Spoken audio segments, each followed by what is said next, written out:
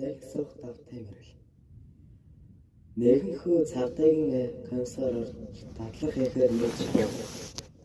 Нэгэн сомонд очоод тэр өдөр их эвгүй харагдаж байсан нэг хоригдол нүдэн дээр нь ухаан алдаж өчжээ.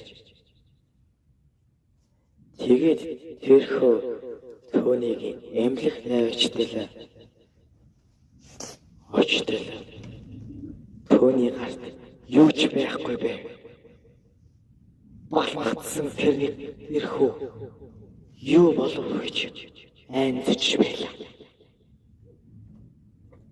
Цагдаагийн нэг дарга түүнийг нэг байшинд оруулав.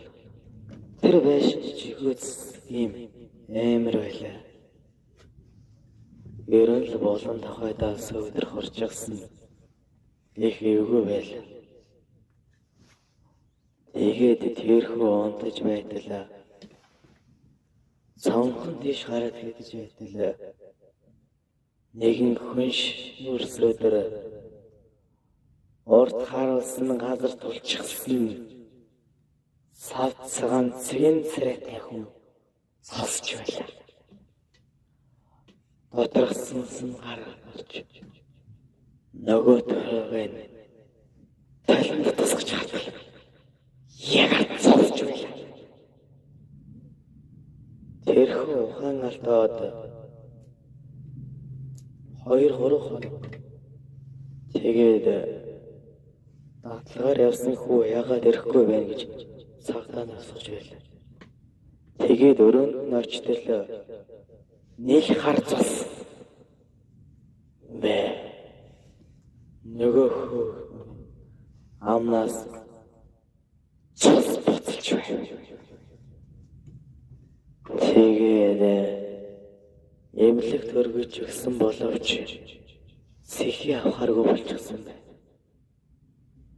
Ингээд түүнээс хойш тэр өрөөнд хэдэн жилийн дараа 2 хүн ирсэн гэдэг.